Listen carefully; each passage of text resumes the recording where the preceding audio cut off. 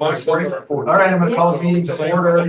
The regularly scheduled Guthrie Edmond Regional Airport Board meeting, and I'll note that we have a quorum present. The second item on the agenda is public comments, airport announcements, and recognition. Director Young, did we have any? We had no one sign up. Okay. All right. Item number 3 is discussion, consideration, and possible action to nominate a chairman for the February 2025 to January 2026 term. I'll open the floor to nominations. I nominate Dick Guy. I'll second. Was the motion or nomination made for Vice Chairman Dick Guy to be chairman for the February 2025 to January 2026 term? Are there any further discussion? All those in favor say aye. Aye. Any opposed, nay. In the opinion of the chair, the ayes have it. Having received a majority of those pointed to in the constituting board, the motion carries. Discussion and consideration of possible nomination for vice chair for a term of February 2025 to January 2026. Is there a nomination? I nominate Grant Gera. A nomination made. Is there a second? Second. The motion made, a nomination made and seconded. Is there any further discussion or further nominations? Hearing none, all those in favor signify by saying aye. Aye. Any nay? In the opinion of the chair, the ayes have it. Having received the majority of those and constituting the board, the motion carries. Item number 5 is discussion, consideration, and possible action to approve the minutes of the Guthrie Edmond Regional Airport Board held December 10th, 2024. The minutes were printed and put in your packet. Are there any additions or corrections to the minutes? None. None. Hearing no additions or corrections to the minutes, is there a motion? So moved. There's been a motion made. Is there a second? Second. There's been a motion made, second laid upon the table. Is there further discussion? Not. Are you ready for the question? All those in favor signify by saying aye. Aye. Any opposed, nay. In the opinion of the chair, the ayes have it. Having received the majority of those appointed to the constituting board, the motion carries. Item number 6 is discussion and consideration and possible action to approve the monthly financials as posted in your agenda. Are there any discussion, questions, or corrections to the financials for the month of December? Hearing none, is there a motion to approve? There's been a motion made to approve. Is there a second? Second. Been a motion made and seconded, laid upon the table. Is there any further discussion? Hearing none, all those in favor signify by saying aye. Aye. Any opposed? Nay. In the opinion of the chair, the ayes have it. Having received the majority of those pointed to constituting board, the motion carries unanimously. Item number 7 is discussion, consideration, and possible action to approve amendment number 8 with Park Hill for construction phase of parallel taxiway construction and lighting project. Director Young. Yes, Mr. Chairman, staff recommends approval of Amendment 8 to the owner-engineer agreement for construction services for the reconstruction of the parallel taxiway and lighting project. The City Council and Airport Board have previously unanimously approved acceptance of grants from the FAA and ODAA in the amount of $5,418,820, and most importantly, 50 cents. These grant amounts are based on bids, and as of this time, the Guthrie City Council has only approved the contract amendment with Park Hill for design services for the taxiway project. The City of Guthrie and Edmond will split the total sponsor share cost for this project, totaling $142,600 per city. The bid for construction was awarded to Contact. Acceptance of this amendment will allow staff to move forward with the construction phase of the project. Also had a brief update on the taxiway. Contact is finishing up a project at Enid. Then their crews will begin work in Alva for a short stint, at which time after they will formally begin their construction here. For this, I wanted to show you in your packet, you'll see attachment number 1 to amendment number 8. That's going to be with the task orders for construction services that you'll be voting on today for the taxiway. I wanted to show that in the grant agreement that's already been approved by the FAA, the state, the board and council have already approved it. I just wanted to show you that the lump sum items matched what the grant amounts for. Didn't want you to think that these numbers just came out of thin air. These were based on the actual bidded items. Park Hill anticipated already having this through to the board and council, but we're going to go ahead and get that approved now, and then this will be taken to City Council next Tuesday. We got the City Council. And Then we're still anticipating a closing for how long? Anticipated closing, at the least is going to be 30 days. That's as short, unfortunately, that's as short as they could make it. I think we're lucky that that's as short as we're gonna make it, considering we're replacing, what was it, 3,750 feet of our taxiway. That'll be at the, connecting stubs is when they're gonna have to close it.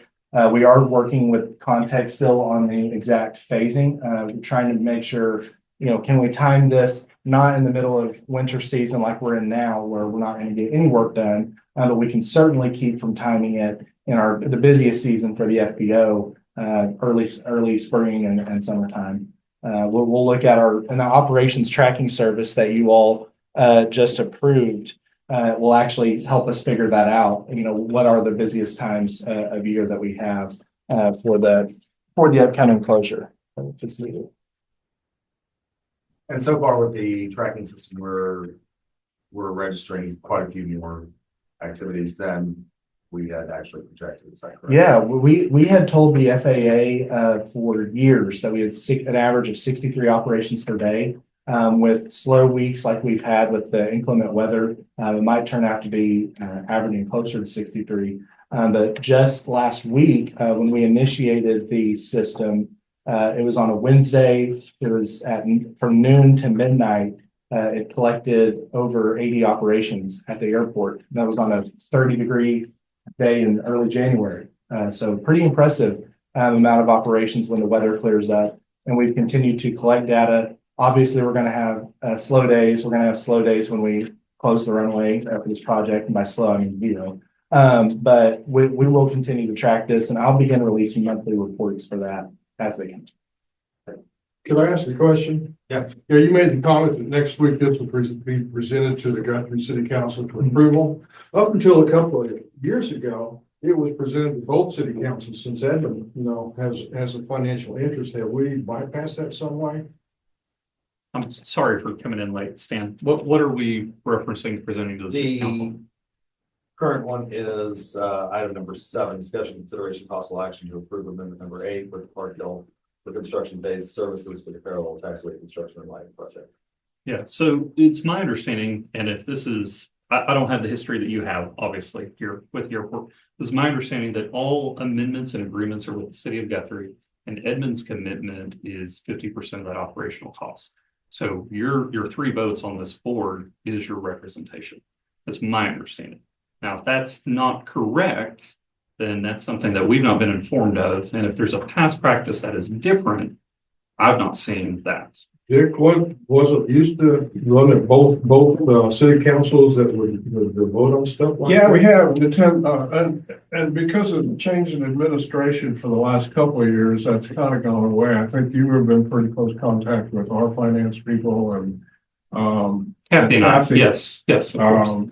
We've been given, as board members, we've been given a number that the city has been willing to commit to the M&O. And this type of thing, we did, and the root of that is that our council people are looking at budgets a little tighter than they have in the past, and where that is, and so they've gone along with the blanket thing for the last couple of years, but they're more interested in getting details like this, I think, which falls on us as far as Edmond board members, but we might talk about that and see if we can get that a little more formalized. So when our council members ask us something, we can say, yeah, and we're more than glad to share that with you, that type of thing. Well, I think one thing that's relevant is even if that's done, it's got to be done beforehand because the contracts are with the city of Guthrie. So the city of Guthrie has to approve them for the signature of the contracts. As in addition to just the budgeting purposes. So I'm not going to say we're not open to a change in process. I need to hear that from the city of Edmond if that's what they want to do. I'm totally open to that. We have the advisory board in place. You make those decisions and recommendations. If there's a change that needs to happen, I think we're more than happy to accommodate that if that's what Edmond would like to see. Sure, you bet. So, May I yes, sir. ask Kathy, do you not kind of keep Scott we'd be in the loop about what's going on here, what maybe the dollars, since your dollars and cents for Edmond? We do, and I don't know if everyone knows, Scott did resign last night. Oh, So, didn't know that. we will be having a different city manager. We do have an interim right now. I was able to meet with Eddie and Caden not that long ago, and we kind of talked about, I think it was like a 3-year. Yes. So what we've been doing is as long as we know, we'll budget it, and then that's how our council approves it. But it certainly doesn't mean we can't do whatever you want. If we actually, I kind of mentioned to Kane, maybe we need to get together again so I can make sure I've got the right number in my budget, like that kind of thing. And if we all want to do that, we can do it, or it doesn't matter to me. I do know about it though, and it'll be in my budget. And so that's how our city council sees it. Since I've been here for 4 years, they really have never just pinpointed the airport. We've always budgeted around 200,000, and it's always been enough. With these improvements, I think it was going to go up to like maybe 3. Yeah. And we do have some budget. We're looking at kind of some budget issues this year because I don't know about you guys, but we're just not collecting the sales tax revenue that we used to. So, I mean, I'm not saying it would. Our plan right now is to just keep everything at least no less than what we budgeted last year, and we're going to watch it for the next 6 months. Our budget year's 3 months sooner than yours. But anything you guys want to do, I'm certainly willing to do. I do know about it, and it'll be in my budget. And something the board should keep in mind, maybe this hasn't been the case in the past, but you have a staff here for a reason, and we work together regularly. I'm on the phone with the city manager, the assistant city manager, whomever. Kathy and I have met, Janet and I previously discussed. Caden's been present the entire time.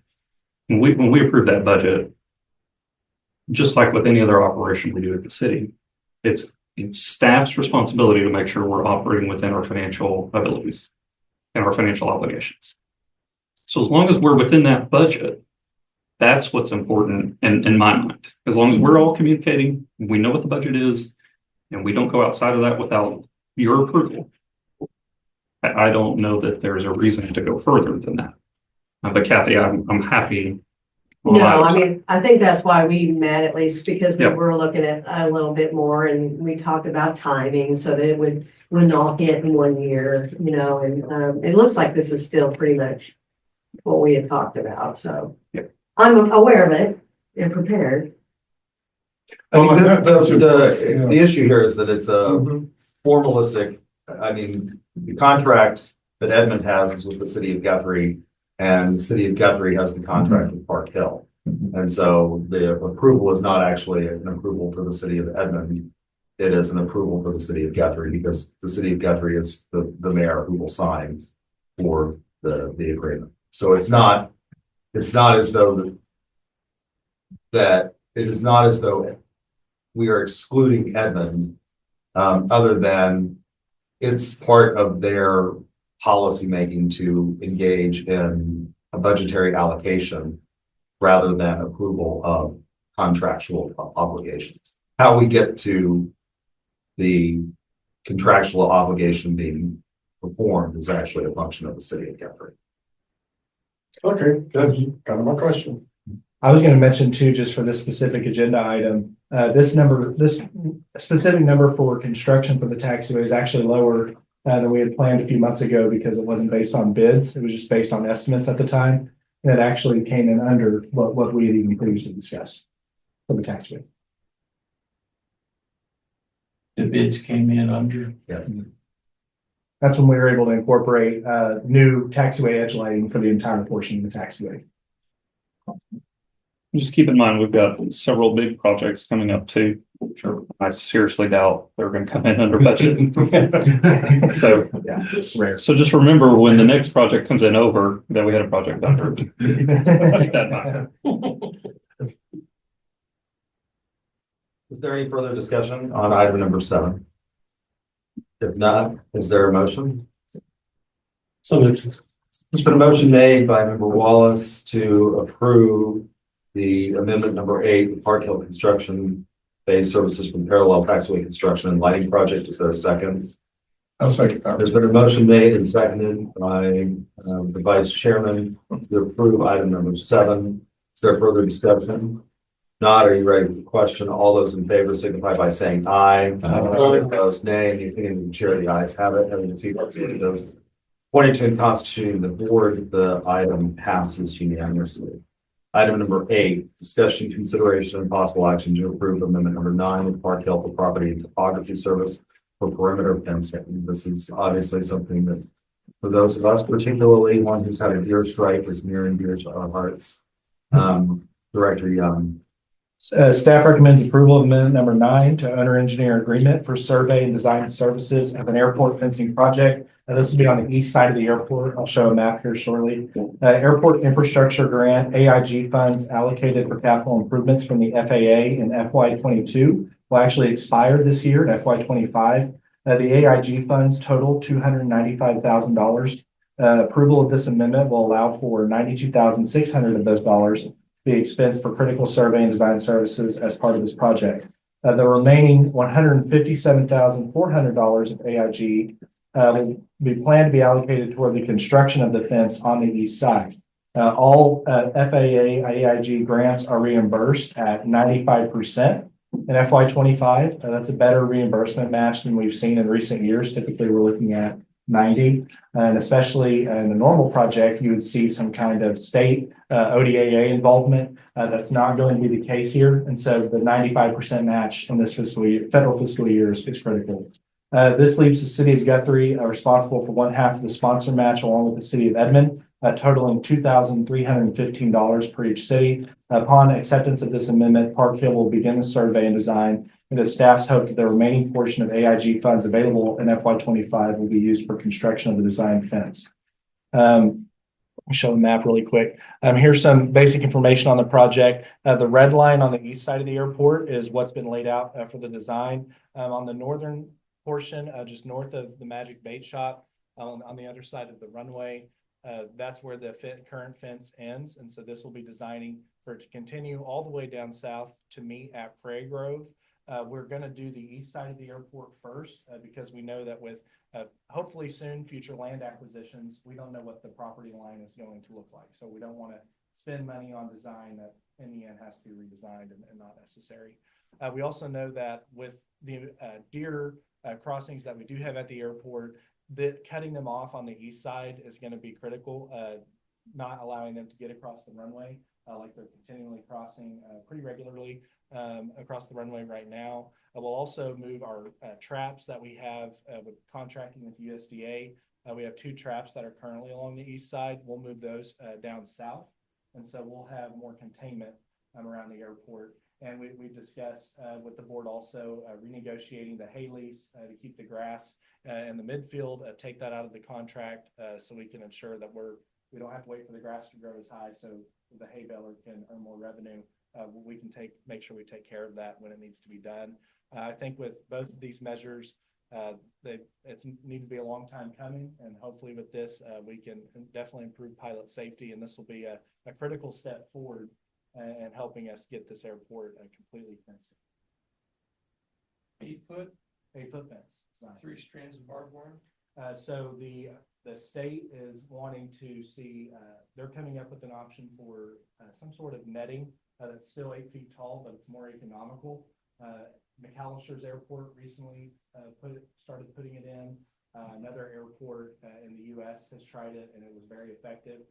During the design process, that's going to be something that the engineers are looking at creating for us with Toby's team. Do you have coyotes and other 4-legged creatures? We see coyotes, but we don't see them nearly as often as deer. I know that we looked at what it would cost to do a physical fence like we have, and then do some kind of dig defense barrier. And what it came back is it's just going to be an astronomical amount more to be able to do it. I'm not saying we can't tackle that in the future, and certainly with more AIG allocations in FY 27, 28, we're going to try to round this whole southern end out and add more fencing. But right now, with our $295,000 AIG budget that just didn't have to be allocated to the apron project, we're just gonna have to take what we can get and be happy with it. Although I am aware that as soon as we put it up, animals will start digging right under. And that'll I have to had be- that and somebody recommended to me, well, if you had graded it and then laid down a row of fabric being the fencing material and then built your fence, you get fencing material, then build the fence on top of it, then the coyotes can't dig underneath it. Because they start digging into the fencing and they quit. But if you don't have that big a problem, then it may not be necessary, I'll certainly make a note to talk with Park Hill about what that will. but it will increase your cost. I'm sure. Well, we paid $92,000 to get it designed, they ought to be able to design the shit out of it. I will say a lot of that design cost, it is a very high cost. Most of it, my understanding is survey work. We don't have any good surveys on that side of the airport at all. We even have issues where we'll need a survey of a specific location on the airport, and our past survey work is not good enough to get accurate reads. And so this survey work will also just help the airport in the future be able to get better Exhibit A's, more accurate Exhibit A's. All right, question, I know the design isn't complete yet, but are there requirements for access at certain points in that fence? So we'll be looking at areas where we may need gates. The only real area, and I'm going to butcher where it's at, but there is an inroad at the north off of 16 by over there where there is a road. They recently, OG&E actually had to recently get access. We'll still be looking at making sure that there's a gate. And I was going to mention too, the design of this is going to also include the environmental. It's also going to include just the smart design of it, because our property actually extends, like for instance, in areas where you see the pond just south of Magic Bait Shop, our property actually extends across the pond, but we're not going to place a fence in the middle of the pond. So we moved it farther back west there.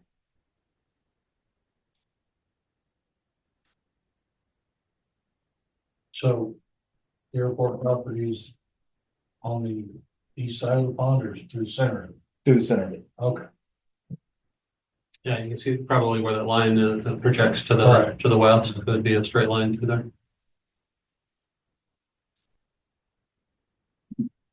Are there any further questions or discussion?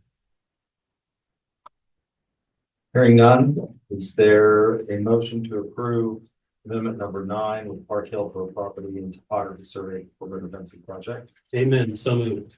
There's been a motion made by Member Wallace. I'll second that. There's been a motion by Member Wallace, seconded by Councilman Williams. Do you have any further discussion? Not, are you ready for the question? All those in favor, signify by saying aye. Aye. Opposed, nay. In the opinion of the chair, the ayes have it, and received the majority of those appointed to the Constituent Board. Motion carries. Item number 9, discussion, consideration, possible action to amend the calendar 2025 year schedule of regular airport board meetings directly on. Yes, Mr. Chairman. Last October, the airport board voted to move the meeting times from 3:30 p.m. to 1 p.m.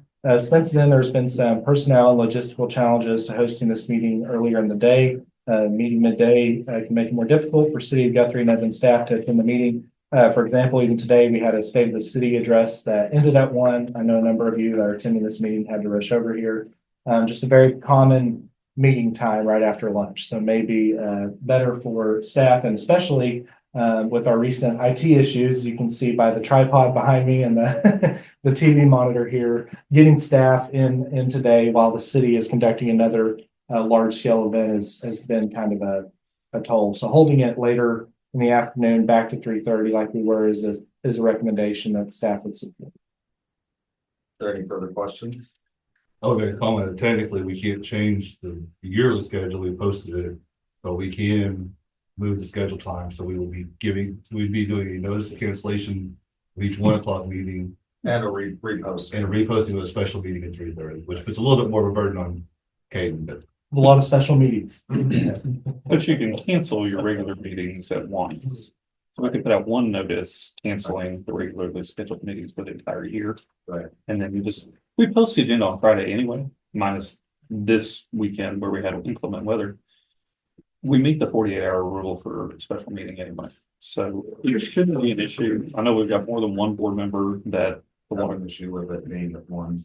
the 1 o'clock timeframe is an issue, so.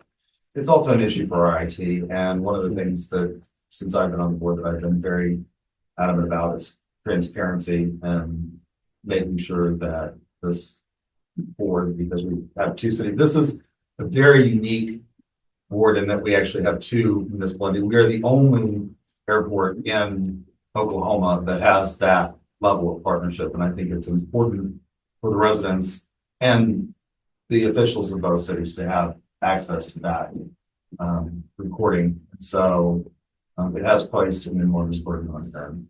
So Absolutely. we could move it back to 3:30. I think that would be ideal. I moved to move it back to 3:30. There's been a motion made by Member Strong, seconded by Member Wallace. Is there any further discussion? To move it back to 3:30. If not, are you ready for the question? All those in favor say aye. Any opposed, nay. In the opinion of the chair, the ayes have it, having received the majority of those appointed to the constituting board, the motion carries. Year-end report, milestone and progress, Director. Mr. Chairman, 2024 has been a tremendous year for growth. We've accomplished so many of our goals, and I'm excited to share with you the successes from last year and what we have planned for 2025. In, I believe June it was, of last year, we identified the following goals at the airport board retreat. Looking forward to getting that scheduled again for 2025. First was runway expansion was the top of the list. And we talked about how that might not just be a, excuse me, it might not just be a lengthening, but it may be a strengthening and widening project. Since then, we've discussed with the state, perhaps putting that into a community project funding request through Congresswoman Bice's office, and still looking into the viabilities of that. Airport detention pond was another issue that was brought up numerous times in our planning retreat. We've assessed implementing development fees on new property. Hangar development, we've looked at state hangar loan and grant programs that we can take advantage of.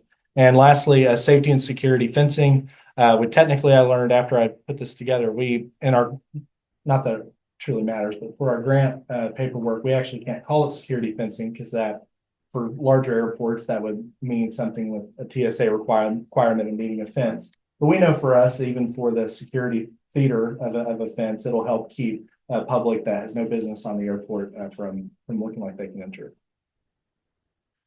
Also wanted to give a quick overview of some of the projects that we have coming up.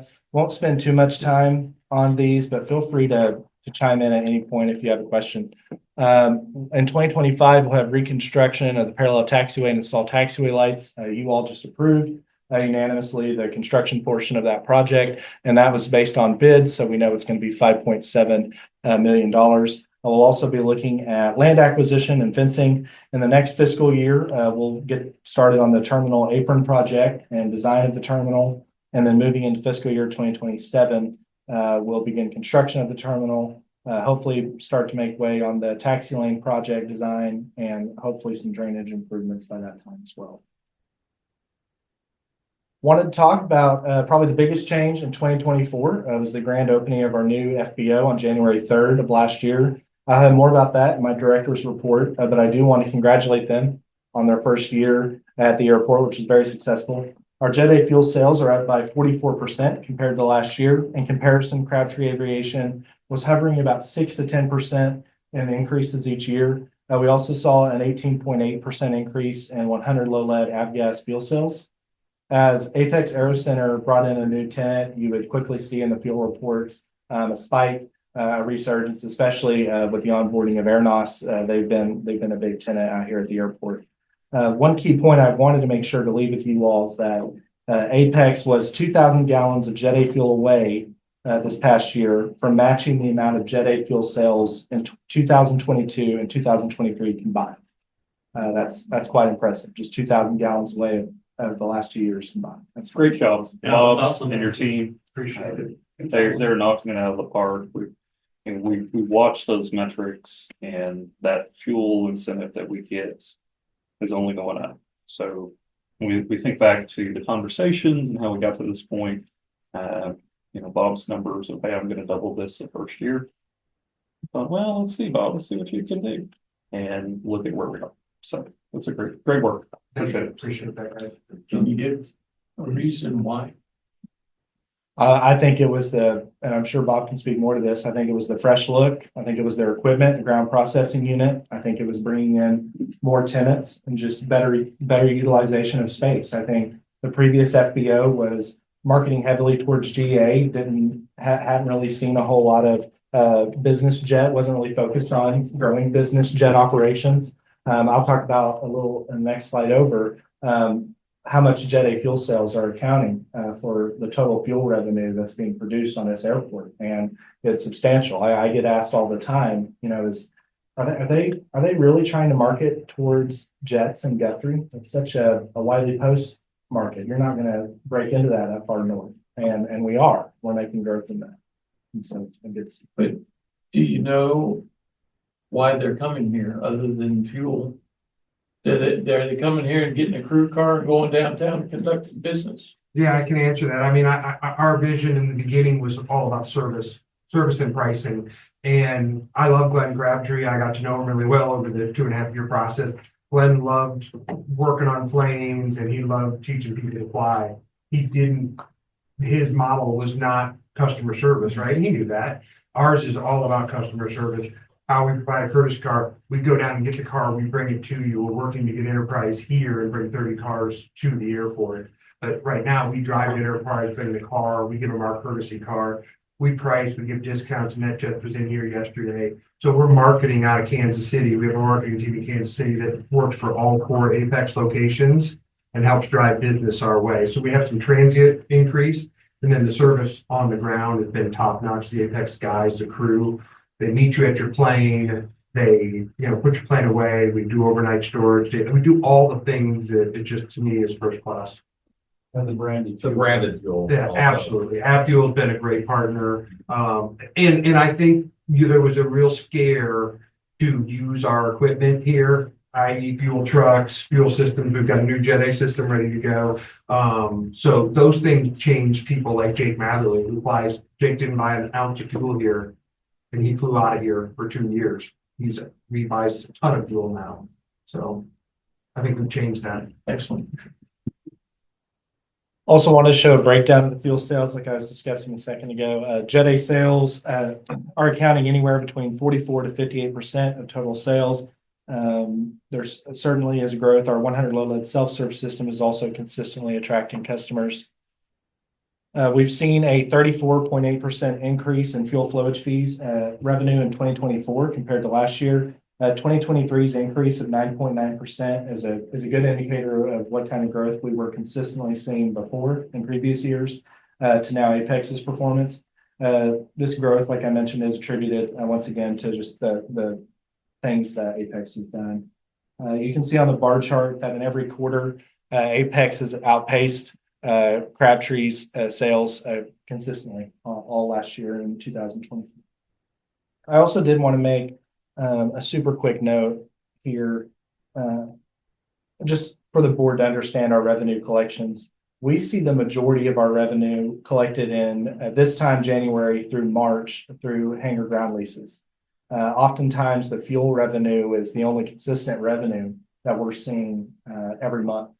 And it's been, I think, since history of all time, compared to just this past year, our fuel revenue has barely paid for the annual maintenance of the 100 low lead self-serve tank. And so our fuel hasn't really even sustained itself, and it's not financially sustainable. And so this is kind of a offshoot of this presentation, but I do want the board to consider whenever we go to acquire more land on the southwest portion of the taxiway, we probably need to look at raising hangar ground lease rents up from, we're at 22 cents a square foot now. It's over $1 at Wiley Post. I'm not saying we go over $1, but I'm just saying 22 cents a square foot is not going to be consistent. And we're lucky to have a good partner when it comes to getting us more fuel flowage fee revenues. But we could be doing a lot more on the revenue side as it pertains to hangar ground leases. And so I wanted to throw that in there for the board as well. Jaden, something I would add, not to jump in, but as we look at those 3 months each year, when our revenues exceed our expenses, we don't charge either city for the operations during those 3 months. Kathy? That's correct. Yeah. What this is. Put Kathy on the spot. One of our conversations this year when we had our budget discussion was, yes, we've got some big capital projects. Yes, we're looking at land acquisition. If we can eventually get our ground lease revenue to exceed the operational costs of the airport, there's a real chance that the airport could be self-sustaining for both communities. I think that's a goal that we're striving for. So think about that as we look at the land acquisition and the other things. I'm not saying let's increase our ground lease so high that nobody wants to be here, but that's counterintuitive to what we're doing. But as we go forward, the land acquisition, future hangars, etc., if we can get this airport to where it sustains itself, that's a fantastic goal. So. Also wanted to showcase some new businesses that we had this year. 2024 marked a year of many businesses relocating or opening doors at the airport for the first time. We'll start by showcasing the businesses that opened in part due to the FBO. This helps answer your question, Walt, as to what's been driving more operations, more fuel sales. A lot of it has been airnos. You'll see it in the report that I'll send out to the board next month. But I see it on our little screen where it has all the planes flying around, every one of them. It's just the airnos planes over and over again, taking off and landing, touching those. So that's been really good to see. We also had Bucks Flight Academy open up, and they're operating a lot out here at the airport, considering they have, I believe, only one airplane actually based out here. They're operating consistently. We also had American Patrols in February 2024 move out here and take the place of Guardian Aerial Patrol, and they've been keeping consistently busy as well. Also wanted to talk about some events that we've had. I won't put you through all of it again, but as I was putting this together, I quickly realized that I had lost track of the sheer amount of events that we've hosted out here at the airport.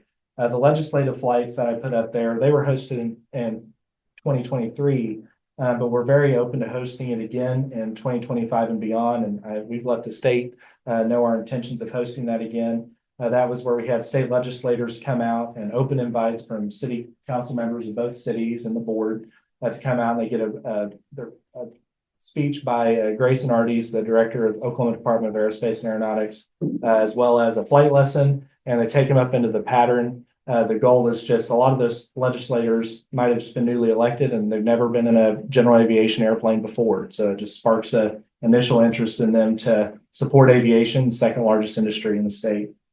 We also hosted our summer flight camp in partnership with the Sooner Flight Academy. This year, we're going to host that in May, much earlier. We received a grant from the ODAA, which will expand that camp from a 2-day to a 3-day experience. And we actually would be able to have about 20 more kiddos enrolled in that program. We just can't fit them in this room that we're all in. And so our goal with the new terminal building is we'll have more space, additional space to make that bigger and better. The summer fly-in was also well attended, same as the annual Santa fly-in. We're in talks with an air show group to potentially host an air show in 2026. This slide is not including the countless library reading tours, the food truck events, and other tours that occurred in 2024. We'll continue to get more people, especially kiddos, out to the airport to experience what it's all about in 2025. Also wanted to hit on not only the instances where we've gotten the general public to come out to the airport, but instances where we've gone out to the general public, talk about the airport. These are just a few of the places that, a few of the groups around Guthrie and Edmond and surrounding areas that have heard from the airport, whether from me or another airport representative. I also want to talk about the monthly newsletter that's been going out. If you know anyone that's interested in the happenings out here at the airport, please have them contact me. It's been fun to put together and send out, and really it kind of lets me know too just how much is really going on out here. It's a lot. Looking ahead at 2025, I wanted to include a slide on some strategic priorities at the top of my mind going into this year, including continuing to engage with legislators regarding the airport. We have a strong relationship with our local congresswoman, and I want to continue those kind of partnerships. Also seek creative solutions to grow business within development constraints. It's no secret, we're out of room for large scale development out here at the airport until we acquire more land and we can build taxi lanes to get to those hangars. Solutions such as Apex partnering with the hangar owner to store aircraft overnight to make the most use of our existing facilities as an excellent way to encourage business growth without new construction. This past year, I wanted to say too, many hangars were sold left and right to pilots that just wanted them for private recreational use. And if you're going to sell a hangar and you found someone to buy it, that's terrific. But just wanted to encourage tenants that if they are interested in selling their hangar this year and they don't have a potential buyer at the top of their mind, please come find me because there's many businesses that are seeking to relocate here. They've contacted me wanting to set up a new flight school or a new maintenance shop, and we simply don't have the room. And so the hangar that you might be selling might be able to bring in more jobs, more economic activity to the airport. So just continue to seek some creative solutions to those problems. Lastly, I put that I wanted to continue and expand upon collaborations with other city departments. Out here at the airport, it's easy to live in a bubble. For instance, outside of that bubble, we've been able to work with the city planning office to update the airport height zoning ordinances into the zoning code.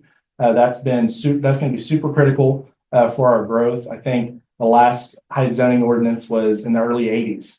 And so you can only imagine how much that needed to be updated. I fished it out of the back of a small box in the back room.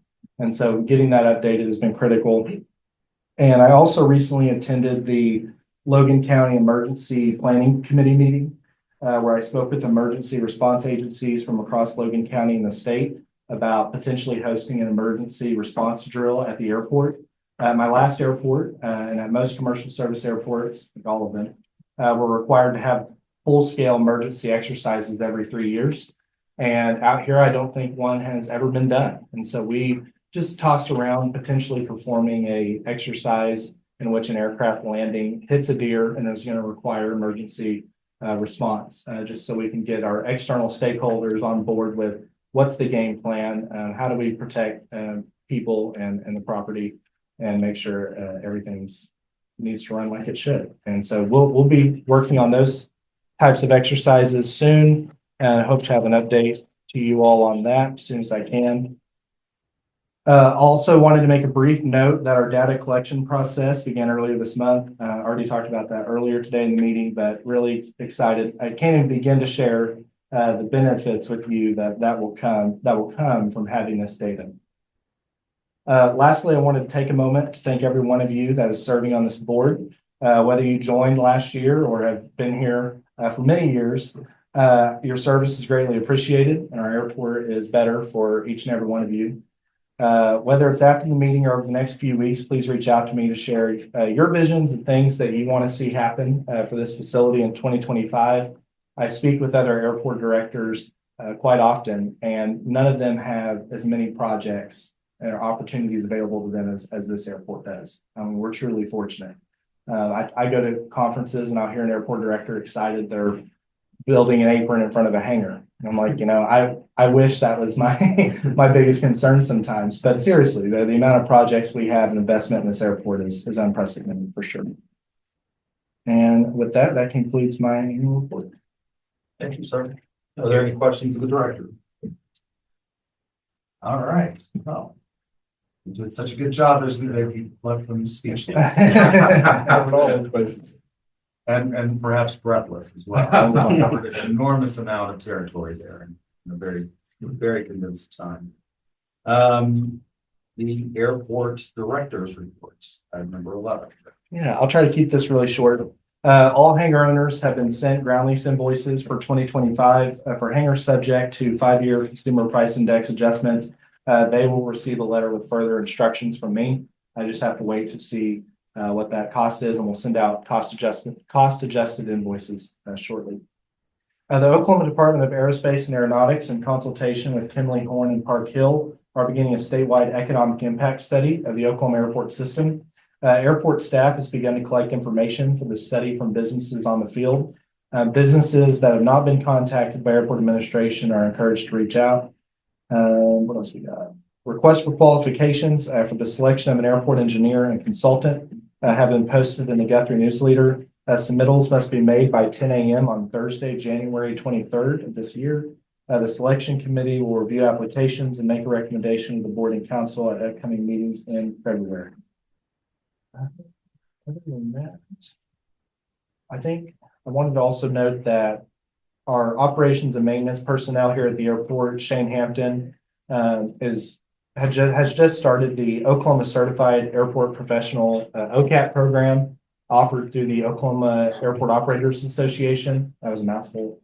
That program goes over everything from airport operations, runway inspections, lighting systems to planning and capital improvements.